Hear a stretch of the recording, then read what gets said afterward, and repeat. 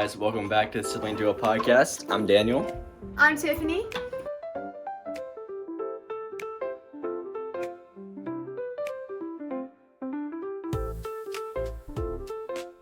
And What are you making? oh, I'm making cookies. Yes. Just normal everyday activities. Heck yeah. Oh yeah, we're in the last couple minutes of Like literally my fall break. last 5 minutes. About to go to the airport, so she's cooking up some good stuff for us. Little maple drizzle. All right, guys, this is a huge update. Hold on, let me flip it over. Literally seconds after the last video, what happened, Tiffany? My dad's flight got canceled, and Daniel's flight got delayed like 3 hours. I get it longer. Isn't that crazy? Now I'm taking off at 9:30.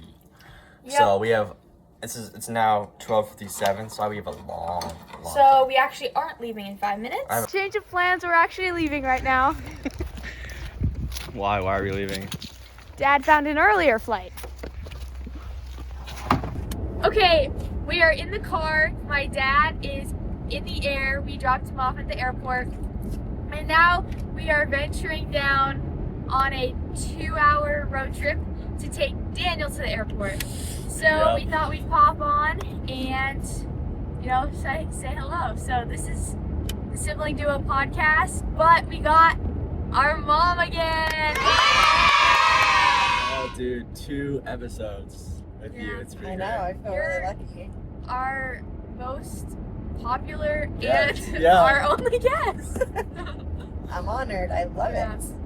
Everyone knows you by now, but Yeah. maybe we should get to know you even more. Yeah.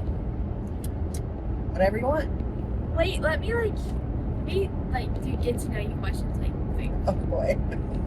While she's doing that, since the last time we did an episode, Tiffany has been able to do a lot more activity and has come a long way in PT. So her knee recovery is still going well. And yeah, anything to add to that? I just want to make sure that was on the time capsule. We got to do a podcast. little life update. Yeah, doing good. I have pretty much my full range of motion back. I'm able to do some more strengthening exercises, trying to get my muscles back. But good. PT 2 times a week still, so. Yep, and then Daniel, update on Yeah. your life. I got sick, which was terrible. A few days after they came for Parents Weekend, for the white coat ceremony, which I haven't talked about since last episode. They came, our whole family came up for a ceremony with all of the sophomore nursing students to, I guess, commemorate or start off our clinical experience, I guess. And yeah, we just got to hang out, and then yeah, after that I had an anatomy test, and then I got sick a few days after that, and then was sick for probably 7 or 8 days. Missed practice the whole week. Missed class. I don't think I've ever actually missed class for being sick in college. That was the first time, and it's just some virus, but first time I ever missed class in college, so that was exciting. Didn't really miss that much though, which is good. And then coming out of that, I felt terrible. Bad cough. My knee started hurting again. My right calf started hurting again because of that knee. My shoulder, for whatever reason, is hurt now from something that I did before I got sick. So I'm kind of Falling apart. yeah, I'm just kind of limping along right now. But You need a tune-up. I do. But I just gotta, get through the next couple of weeks and then go home to our house, have some good Thanksgiving food, That's what I really need. And to see my dogs. I haven't seen the dogs. Yeah, you need. I haven't seen them since, I left. You need Madison I know. But yeah, this was our fall break. I only had 2 days off of school, so headed back right now, Tuesday night, for half a week. But yeah, besides that, just been doing school, track. do in life. It's been good. Got to join a family group at my church. It's been great. First time I've actually done something with people that are not college students, which is great. I don't really know if there's anything else for me on life updates, but trying to stay hydrated. All right. Time to get to know my mom. All right. Quick. I don't know what she's gonna say. Yeah, this is AI basically Oh, great. deciding. So, well, let's start off easy. Favorite color? Blue. Not yellow. I thought you were gonna say Yellow, too. green. Wow. The I like others. all of those. I like all of But those. blue's your favorite? I'd What, like, probably what go type of blue. blue though? Or just any blue? More the midtones. All right, next question. But yes, I love like that mustard Favorite- yellow. Something more exciting than color. Favorite season? Fall. That's why we're here. To me, why? Okay. Why I did you even love ask the that? change and crisp I air. know, but we don't need to know. They need to know. Okay, Oh, now you know. Okay. Favorite childhood TV show or movie? Mr. Rogers' Neighborhood. It's a classic right there. First job. I worked at the Village Eating and Meeting Place, and I was the first year I worked in the ice cream, and then the second year I worked there as a waitress. Nice. When you were when you were a kid, what did you want to be when you grew up? A mom. I would pretend to be pregnant. I had this little dress I'd always wear, pretend to be pregnant, but I also kind of wanted to be a doctor for a while. So I would be like split personality, and I'd be the pregnant mom, and then I'd turn into the doctor and deliver the baby out of myself. Because Nice. that's what happens when your sibling's 12 years older and you don't have someone to play with. But Oh, yeah, it's so and then sad. that kind of morphed into wanting to be a nurse. But Okay. Yeah, the better career path. yeah,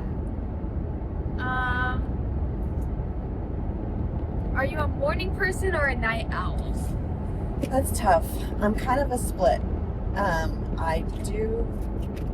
My history would be staying up late. I do love the quiet of the night, and just once you break through that tiredness of the early evening, then you get that second wind, and I love that. But I have to say, getting up in the morning and there's like nobody, it's just the quietness and So you just like stillness. quietness. Yeah, there's something to Because like. there's night owls that calm. love the noise and the party of the night, not the yeah. Well, I love that too. Like I like if I'm hanging out with my people, for Yeah. sure. But in just like normal day-to-day life, I do, I guess, like a little bit of quiet on one end of the day or the other. Yeah, it's good. That was supposed to be. These are supposed to be like quick and easy. You know, it's just like Such a no. deep question. Yeah. Okay. All right, what's next?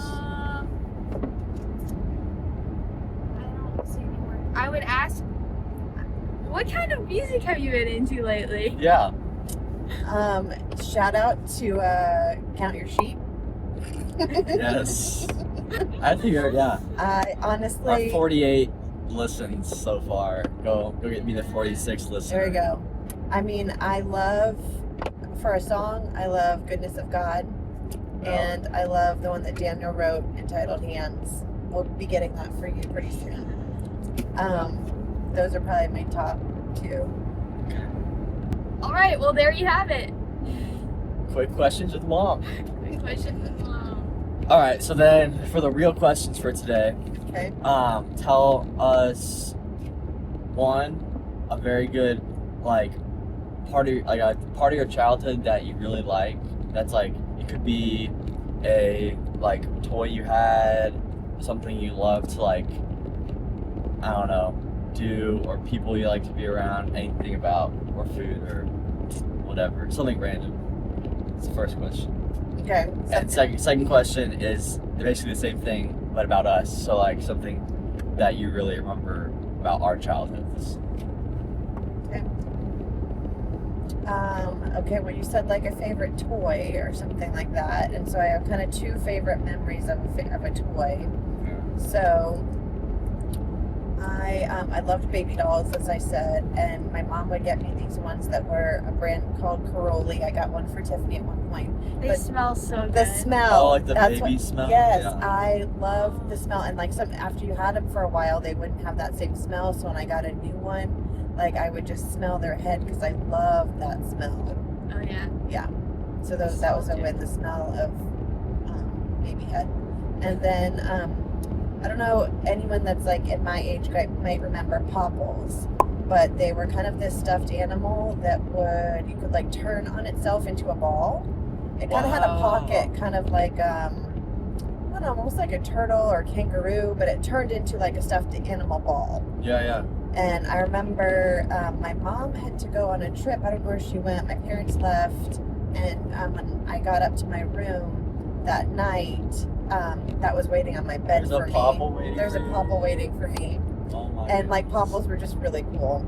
So Dude, my mom That's did so that for sweet. me. I Yeah, think that- I was about to bring that up. That when she had to go bring her grandma down to Florida from Las Vegas, It was the first time. it was the first time I had ever not been with her my entire life. Okay, and she left me.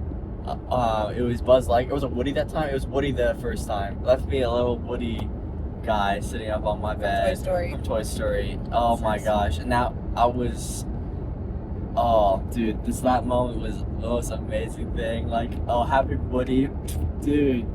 yeah, And then Wait, so did that idea stem from it happening to you? It was such and an I impactful love Toy moment. Story, so that was Wow. like, yeah. And that's funny because it impacted him so much. Yeah, it Yeah. made like, yeah, it was huge. Such an incredible moment. Because Yeah, you don't expect it at all. Like it wasn't like on Christmas, there's going to be like Yes. gifts out there, but then it's like, Easter, whatever. But like to just walk up to your room to go to bed, you're a little sad, you miss your parents, you're Yeah. out of your normal routine, and then this like amazing thing is waiting for you. It's Oh like, my gosh. wow. and then I got to go and write my name on his foot, like Andy. Just like Andy. Aw. Oh, I was so excited. Yeah. Yeah. And then throughout the years, I ended up getting Buzz, Slinky, and then somewhere we got like a collection of like some of the other ones too, but it wasn't like The from dinosaur. from Yeah, the dinosaur. Rex. They were all like that bigger size. Yeah, it was great. So yeah, all right, that was great. Okay. Anything Oh, else? and then about you guys. So, so just really quick, like when I think of you as a little kid, that I each get an image. And so for Daniel, when I was pregnant with Tiffany, it was time for him to move out of the crib and give the crib to the new baby that was on the way. And so we created Daniel's lion's den bedroom. And so you had your own bed and you could get in and out of it on your own. But you were so used to still like calling for me that it was so cute. Whenever you'd wake up from your nap, you would just sit crisscross applesauce on your bed and do the mommy, mommy. And then it was like the sweetest little like scream or yell or whatever, Yeah. like call. And I'd run up and you would just be, yep, come. Yep. And you'd just be sitting like crisscross applesauce on your bed waiting for me and all cozy in your jammies. And you had your favorite jammies that you'd like would get way too short, but you'd have them on and then you'd give me a hug. And it was just that warm, when you wake up from a nap, that warm, cozy hug. So Oh, it's so I sweet. remember that. And then with Tiffany, I remember this image and I was like, I never want to forget this because it was just like, it summed Tiffany up when she was like, I guess she was about 3. We got her like her first leotard and you were going to learn, like start doing ballet. And you were obsessed with your leotard and you would wear it all the time. And you would never walk in a straight line. You would always twirl. Aw. And I just remember you like right in our living room now, in between the small couch and the sliding doors, just spinning your way to your bedroom. And it was the cutest thing. And you never got dizzy. Well, you did get dizzy, but you would twirl until you got dizzy, and then you'd reset and you would just twirl. Like you twirled through life that year. It was so Dude. cute. That's great. So that's what I remember. And then for both of you, one thing that was always fun was obviously we had lots of toys, but like when we're playing at home every day, like sometimes you would, like you can get sick of what you have, right? It's kind of like when you come home from a trip and you go back to your bedroom and you're like, oh my gosh, there's so Yeah. many great things in it. So what I started doing was putting them in bins, especially when we lived in Seattle.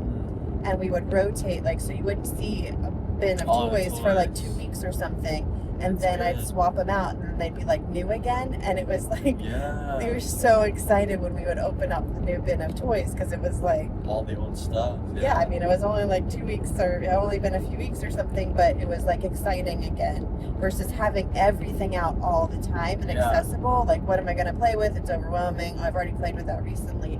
I kind of did like a rotation, and that was really fun to see your excitement Yeah. and to like get into them again, and then like you kind of invest in them for a while, and then like when they were start to fade, I'd swap, like do a swap out or something like that. Or like if you were just having a bad day, Yeah. like, you know, like I would just grab one of the other bins of something you hadn't seen for a while, and then it was a good distraction.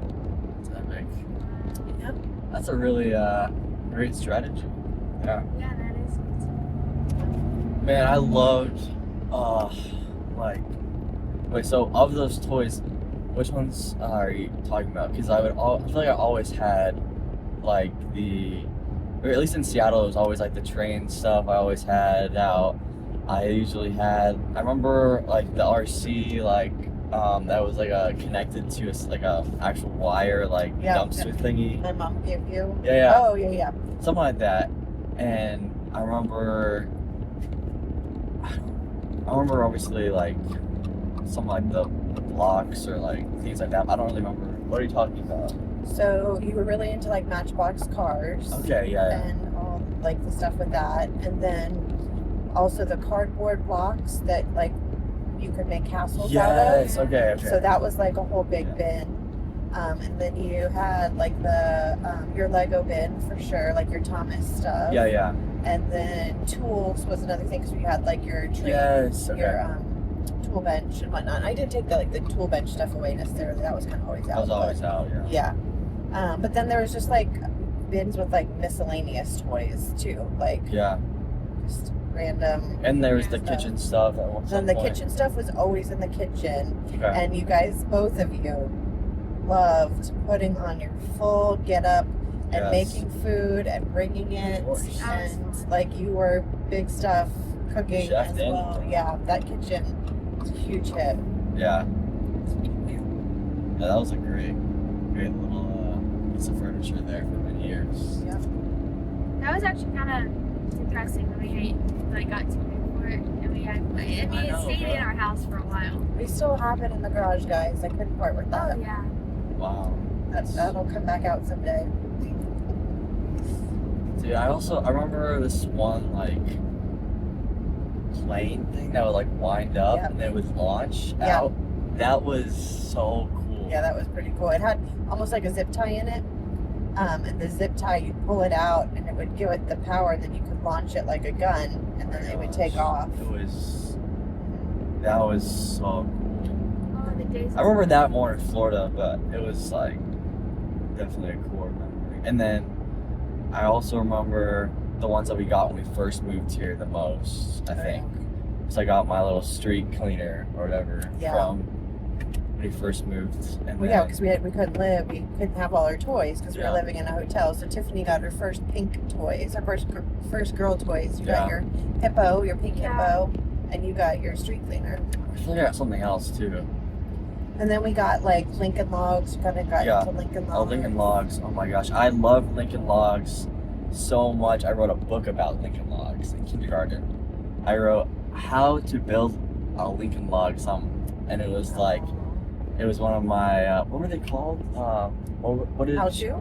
No. It was like what she called like the writing, like title authors or published author.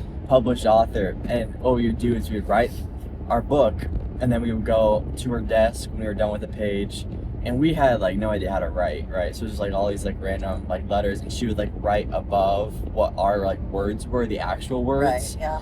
So our parents could read the book, but we knew how to read it because it was like our secret code. But then she would write, we'd like translate it to adult language, and then like, We recently looked at that. we would illustrate the pages, Yeah. and then we would take it down to the office, and they would bind the book into like an actual thing with a cover and everything, and so you'd be able to bring it home. Oh shoot, that was fun. Oh yeah, you walk out with a big smile. Yeah, I'm sure I did. I felt like, wow, I was so accomplished when I finished one of those books. I did. Okay, I remember doing for sure the Lincoln Log one. I did one that I was convinced my dad physically built airplanes, like the entire airplane, especially the fuselage. I thought that's what my dad I did. mean, that makes sense. He did work. He was on Yeah. a flight line, and then when we went and saw them in Seattle, what we saw were that Yeah. had just been built. So But I was convinced that he just was like in a garage, building the fuselage all day. So I wrote a book about him building the fuselages for the airplanes. Then I wrote one about, I'm pretty sure our Seattle dog, the pit bull in Seattle jumping our fence, and wrote a whole thing about that. But I don't remember any. Do you remember any others besides those three? not necessarily. Okay. No. I hit such creative blocks when I would have to write stuff. I remember specifically in first grade, I just sat there and I was like, I don't know what to write about. Yeah. You used to. That was something you struggled with for several years, and then we kind of broke through that. Wait, when did you break through it? It still hasn't happened. No, we when? did. I'm gonna say when did you break So, well, what we did was that first year that we homeschooled, first couple years that we homeschooled, through? we got a book that had just fun writing prompts. It was just really fun stuff, and so it was Was that my spelling book? No, but it just was it was just like a writing curriculum, but it was fun stuff, and it wasn't. It just got you to like writing and not be I felt like you Bogged down. were so it had to be perfect, and you had to pick just the right topic or Yeah. whatever, and this got you out of that. Just okay, you're gonna write about this, and it was something interesting and got you doing it, and it got that fear of whatever out, and then you were fine after that, because it would paralyze you. Yeah. The decision of what you were going to write about. That's so sad. Wow. So I remember that homeschool. This is kind of going to lead to the second question. Well, actually, I'll just say the question. So Okay. this is a lot deeper than we probably were expecting you to. Yeah, I didn't know all this was coming, guys. This is on the fly. And this can be our last question too, so we don't go too long. But when we were growing up, how did you determine when to introduce certain topics? Because I remember in 5th grade was when I first heard about someone committing suicide in library class from my teacher or whatever. And then only the first time I heard about abortion was through a book that we did, and that was my writing book. It was the Your Turn book, and Oh, yeah. When we homeschooled? I think it was Your Turn. Yeah, when we homeschooled, and that was the first time I had to because it was in some sort of I don't know, example. But did you just determine when to introduce those topics based off of when we were introduced? Because obviously you probably didn't expect it to come up in it wasn't even 5th grade. It had to be 4th grade for the suicide one. But did you determine that just based off of? Because I don't remember Tiffany talking about that with us until I was probably way later, and not obviously, but I don't remember that.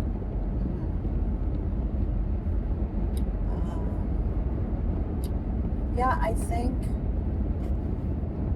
I didn't have ahead of time a set time frame oh, I'm going to talk to my kids about this at a certain time of age. I think a lot of times it just happened Dad said, "Oh, we're gonna when Daniel's 18, he's gonna 18, yes."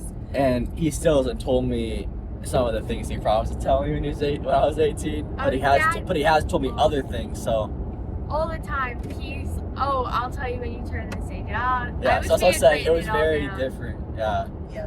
But he did sell me something. So.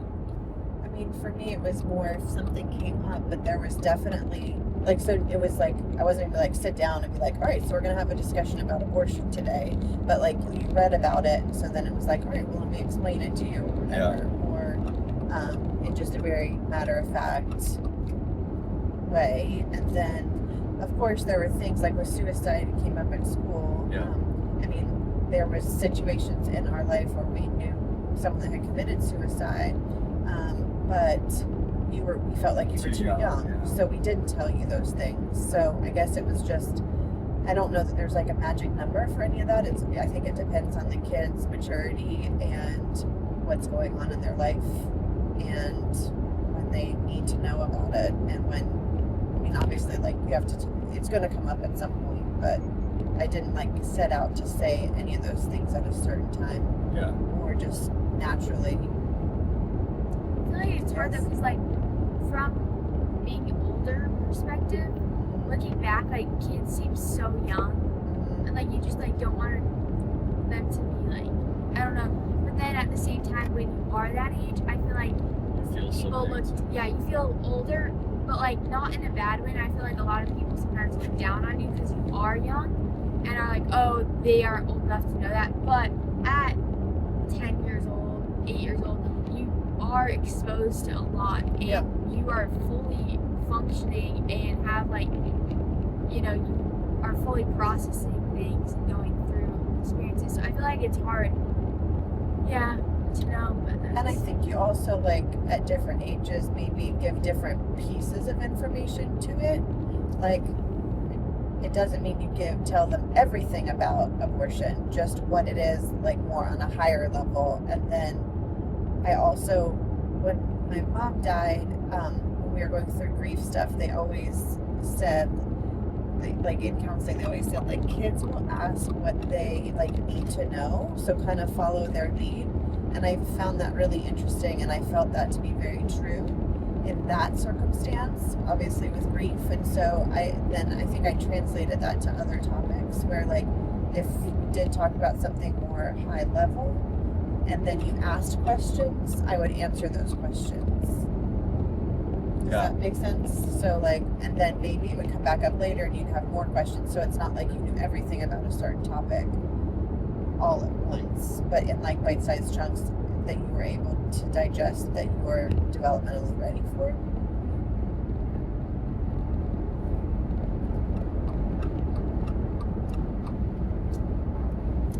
Did you feel like when we first started going to like full day school or whatever it was, that like you could see changes in us that you necessarily didn't like from us being around other kids? I think I Okay. was really worried about, like, as a first-time mom, the first time I sent you guys both to kindergarten was kind of like, you've been, like, Yeah. the first or the only person that's really, you, like, as our family, we've been the ones, and me being the one that was with you all the time, like, had a big impact or handprint Oh, or yeah. whatever. And so then to, like, turn you over to someone else for 8 hours a day, and their, like, knowing their impact would then be potentially more time than what mine yeah. was, did feel a little overwhelming. Like, that's why you really care who your kid's, like, teacher is, right? What did we have a winner, bro? But I think, Miss Brillmeyer. yeah, Miss and I Lewis. so much, she was wonderful. And then even your first half day kindergarten teacher, like, Yeah. you get to know these people, and you, like, they're wonderful people. They love the kids, and they're only, like, making you a better person. And they were really great about, like, I could get to know them, so then that, like, helped. Do you know what I mean? Like, Yeah. it was exciting, like, and you loved it. Like, you guys loved going to school, and it was fun and exciting, and you want that for your kid. Like, I loved every stage. I loved when you were little, but I can't keep you little forever. And then seeing your excitement with your published author, Yeah. with all the things that you guys started to do and bring home and know, like, Tiffany, you would just sit on the side of your bed, because you loved Mrs. Knopic, and you would imitate her, and, like, you just acted just like her, and you would teach us the math problems from the day. Like, it was so cute, but, like, you loved it, you know, and, like, you want Yeah. your kid to start experiencing the world and loving it and seeing things that they like, and so that becomes exciting, and it's not scary anymore. Yeah. That's so funny. I don't think I remember that. Oh, really? Oh, yeah, she'd have that little, Oh, I remember the it. Dad board? brings it up weekly. Yeah, it had the board, and I was just probably playing with Legos in my room the whole time. she'd set it up on her bed like a little chalkboard, and she would do the problems. Okay. And, like, you know, she'd have her little skirt on, and she would just act like a little teacher. She was, like, you know, 3 feet long. So cute. It's that. You're so cute. Oh. We were like, oh my gosh, she's gonna be a teacher. Yeah. I think there's something to be said about, like, proximity or length of time doesn't necessarily affect, like, who basically like being with a lot of people for a long time doesn't necessarily equal like being them. Which they're like I would agree with like the closest friends that you have. Eventually, you'll start to like become more like them. But if you're not the closest friends with all the people that you're around all the time, you won't necessarily become like them. I think too, because like there's a lot of times where I've been with people way more, but then like the people I'm with for like a very short amount of time are like the ones that actually impact me. So I think it's interesting, at least as it must be crazy as a parent too, because you don't know who those people will become. But like you, just because I was with you less doesn't mean you impacted me less. You know what I mean? And yeah, like now too, like I'm obviously with I'm with people in different classes for the majority of the morning, but then with the same people at track for 4 hours a day, and then with people that I live with for the rest of the time. So it's like, but it doesn't mean that they all, just because they have more time, have equal impact. Yeah. You know what I'm saying? So yeah.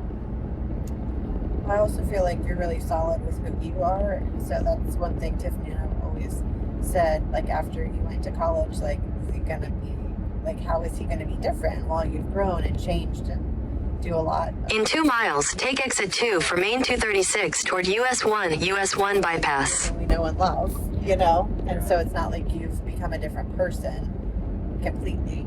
Yeah. All right. Well, we'll end it there for today, guys. Because we're about 30 minutes, so that'll be good time to upload. Gotta go get some salmon. Yeah, gonna go grab some food. Go to the airport. But Thanks for having me, guys. This is fun. This made the car ride go super fast. yeah. Yeah. All right. We'll see you next time, guys. All right. What's up, gang? Got our salmon, guys. We got our maple salmon Yeah. for fall at the Weather Vane. See you guys in the next episode.